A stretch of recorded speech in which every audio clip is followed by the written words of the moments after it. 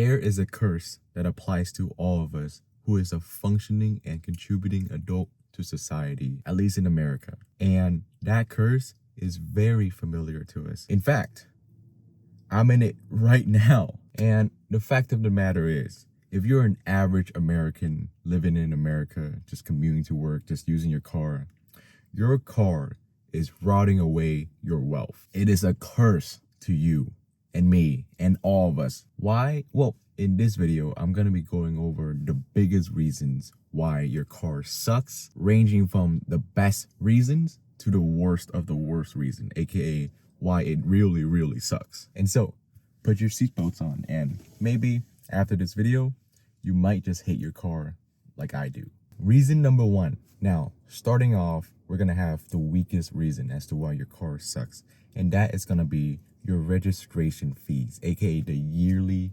fees that comes with your car legally, because you have to apparently renew your registration every single damn year, and you pay a premium fee for that. It sucks, but we all have to do it. Otherwise, you risk getting punished. You're gonna end up in worse situation with the police or the court. And I'm pretty sure we all mutually don't want that. And all of that depends on the price of your car, the age of your car. The more expensive and the newer your car is, the more in registration yearly fee you're gonna have to pay. And there are other factors too, which includes the state that you live in, the city you live in, yada, yada, yada. And all of this combined, you could potentially be looking at $200 to $400 in yearly registration fees, the newer your car is.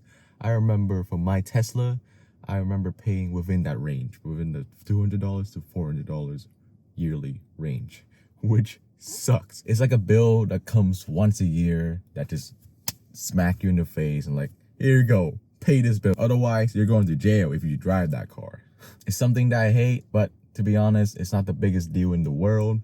It is what it is. It's required by law. I'm sure it serves some purpose. I just hate it because I hate everything extra that I have to pay for that I don't see as a need, aka if it's not rent, if it's not gas, why am I paying for this? Reason number two, repairs. Now, this is occasional, like you rarely ever have to repair your car, but when the bill come due, when the day come due, it's gonna be expensive, probably. Especially if you're driving a luxury car like a BMW or a Mercedes. Good luck. And according to the USA Today, Americans pay roughly $6,684 annually in 2024. Just for repairs, the occasional repairs. Now, there may have been like some other factors that play into this, like maybe some cars were more expensive than others, and then those cars were put into the equation. But regardless, when the bill come due, when the day come due, that car is gonna be expensive. Like if your engine breaks down, couple thousand. If your wheel break down, couple hundred easily. Which is why you take care of your car. You take it to the oil change when it needs oil change. You get the wheel rotation on it when it needs the wheel rotation. You take care of your damn car like it's your baby. Otherwise, it's gonna cost you. But on top of this, even if you take care of your car perfectly, there's still that chance tomorrow where you're driving on your road trip 200 miles to Las Vegas or whatever. And there's just a tiny little nail on the road and you run over it because how can you even see that? And then boom, your tire popped and now you have to get your car towed, and then now you have to deal with all the bills. It can add up, like the towing and the new tire. That can be like a couple $100 gone just like that, even though you took care of your car perfectly. You can never be prepared for it, which is why your car sucks. And that is why you need an emergency fund to hopefully cover for that if you ever run into it, because your bad day can easily turn into a horrible week or month. And now it's time for the third reason, gas. Now, we all need gas for our car. If not, the car is just simply not gonna run, obviously. And we have to pay it monthly. It's gonna come due. That bill is gonna come due. That gas tank is gonna need to be filled, which as a result, it can get expensive if you have to commute for work or for school. According to Car Parts, the average American spend roughly about $130 to $200 for gas monthly. And that sucks because that's like 10 or 15 Chipotle bowls gone just for gas, just because you need to drive somewhere. And it's not the worst thing in the world. It's not the worst bill in the world, but it can add up if you live far from your work. For an example, let's just say you live 40 minutes away from your work and it's 30 miles drive every single day, or 40 miles drive. And then you have to drive there and then you drive back. That's literally 2 hours extra plus in your work that's unpaid for, and that you have to pay for yourself most of the time. Some companies actually compensate for gas, but we're not talking about those. We're talking about you, the unlucky you who don't get compensated for their gas. Let's just say you work for Popeyes or you work for McDonald's, right? They don't care about your gas. If that's your job, you have to get your ass there. Otherwise, you're gonna get fired. And that can easily add $100 to $200 into your monthly gas bill. And let's just say on top of this, you have a V6 or V8 or V10, V12, V20, whatever engine. Congratulations, you have unlocked an additional $100 to your monthly gas bill, or maybe even $200. The better your engine is, the louder it is, the more expensive. But yes, it does sound cool when you drive down the road like and so in total, if you have a long commute every single day, 5 days to 6 days a week, and you have to drive there, drive home every single time, and on top of this, you have a V6, V8, V12 engine car, or you have a big truck or a big minivan that you use to commute to work. Well, these three reasons can easily turn your average $130 to $200 monthly gas bill into $400 or $500 or $600 monthly just for gas. That is half a rent for gas every single month. And so what can you do about that? Well, maybe reconsider your choice of car. Maybe sell your car and then you use that money to buy a car with cash that's like a lot more fuel efficient. So a Corolla, a Prius, a Camry, whatever. Make sure it has a V4 engine. And if it has an econ mode, that's even better. Speaking of buying a car, that leads me to the next reason: car payments. Why do car payments suck? Well, interest rates, aka you getting taken advantage of by your car dealership and or the bank. According to NerdWallet, the average American spend roughly $745 monthly for a new vehicle, and they also spend $521 monthly for a used one. That is absolutely insane. That is half of your rent just going straight to paying off your car. And on top of this, you're dealing with depreciation. On top of this, every single month, every single year that passes by, your car just becomes less valuable. So your money is just double gone. So let's just say theoretically, 5 years from now, you finally decide to sell your BMW because it's beginning to have engine problems and it's starting to break down. Well, first of all, thank God you're finally making a good decision in life, because that BMW has been draining your bank account every single month for the past 5 years. In the past 5 years, your BMW and the car dealership and the bank has been stealing money from you because, one, your interest rates. If you've been paying your car off monthly, that interest rate has been stealing money from you every single damn month. And on top of that, depreciation. Your car value probably has been going down 5, 10, 20, 25, 30% every single year for the past 5 years. So now your BMW, let's just say you initially bought it for $25,000, is probably most likely going to be worth at least, at maximum, $10,000 within the next 5 years. And so now let's just say that you have sold your BMW for $10,000 and woohoo, now you have $10,000. Well, if you think about it, if you do and add all the math together, $15,000 gone because of depreciation, first of all. And two, interest rates has been taking away your money as well. So that's another $5,000. So now, if you really think about it, you would have roughly lost $20,000 just from depreciation and interest rates alone. And so yes, you did get $10,000 after you've sold your car.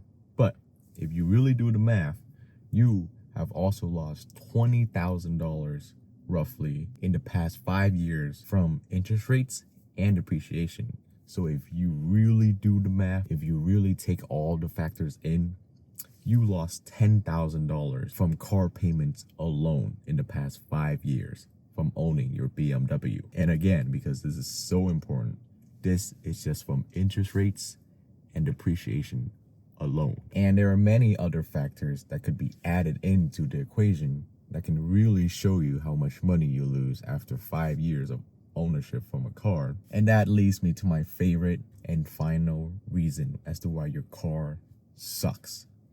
Insurance. Now, I have a personal beef with my insurance, and I just hate insurance in general. I hate car insurance in general. I think it's a scam to mankind, all mankind. It doesn't care about what color your skin is. If you're white, yellow, black, brown, they're gonna be horrible to you all equally because they want your money. And the average cost of full coverage car insurance yearly is roughly $2,290. That's about $191 per month. Now, it's not that high, you may say.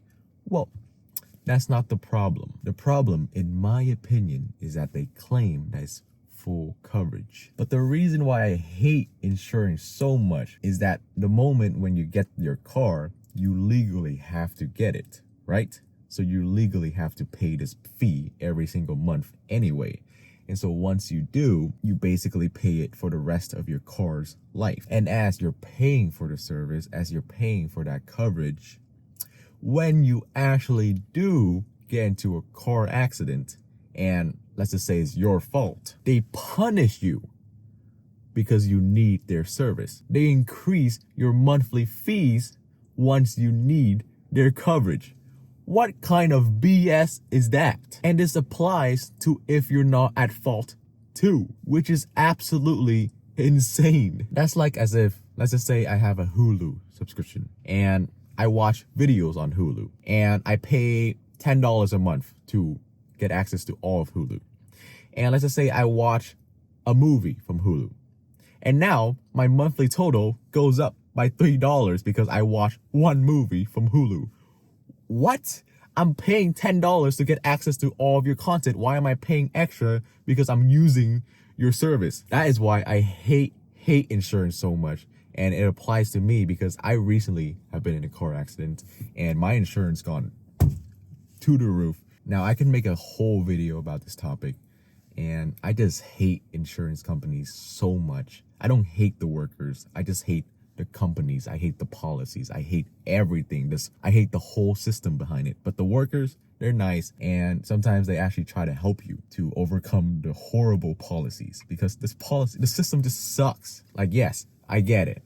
I'm a worse driver on record because I got into a car accident where I'm at fault. But at the same time, why am I getting punished from the same company that I'm paying monthly to cover for my accidents when I need them to? Can I just get punished by the DMV in some other way? Why am I getting punished from my insurance? It's ridiculous to me because when you get into a car accident, your insurance company, they don't lose any money because they're gonna inevitably upcharge your monthly subscription, and then you just pay for your own accidents anyway, but then they make a profit. The insurance company, they make a profit because that price increase monthly is so ridiculously high. And on top of that, they keep that and then they continue to punish you for the next 2, 3, 4, 5 years until your bad record is completely gone. I would honestly rather get punished by the DMV for having a bad record on my driving record rather than my insurance company. Do you get it? Because why am I getting punished?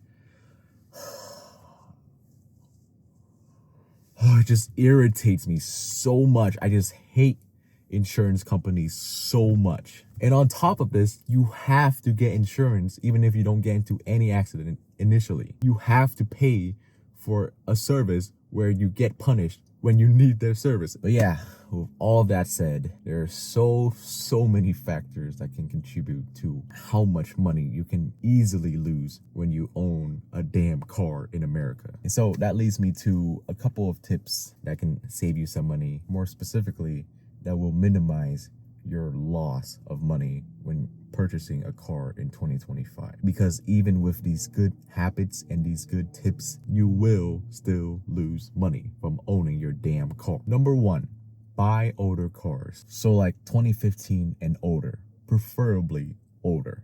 And then always pay in cash. And just to get your mentality right, if it's in the wrong place, your car is never ever an investment. You will never make any money from your car unless you're doing Uber or something. But that's a different story for another day. It is simply just a method of transportation that gets you from point A to point B. Any additional fees on top of that aren't legal fees are excessive. So let's just say you're buying a luxury car, you don't need it. Number two, buy gas efficient cars and buy smaller cars if it fits your lifestyle, and make sure that they are reliable. So maybe a Corolla, a Camry, a Civic, or even a Prius.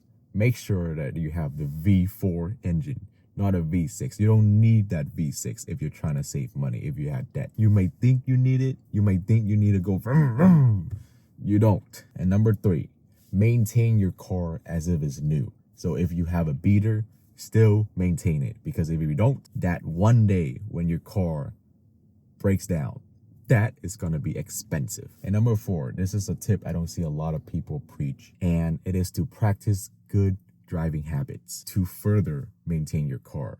So when you accelerate, do it smoothly. And then when you brake, do it smoothly, because your car will thank you for it. And as a result, you will save money. And I also heard that if you drive smooth and you drive slower, it saves gas, which also saves you money. And last tip, and this is my favorite tip.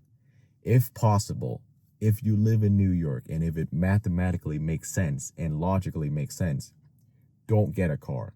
Just take the metro, take the bus, walk, bike, whatever, use a scooter, and that way you will save tons and tons of bills and payments and BS payments in general. And that will easily save you thousands and thousands of dollars. And yeah, with all that said, if you're still interested in that insurance rant video, maybe let me know down in the comments. And yeah, I hope that this video have opened your eyes and hopefully it made you hate your car. And in doing so, it would save you a lot of money. And yeah, with all that said, that's about it. Bye.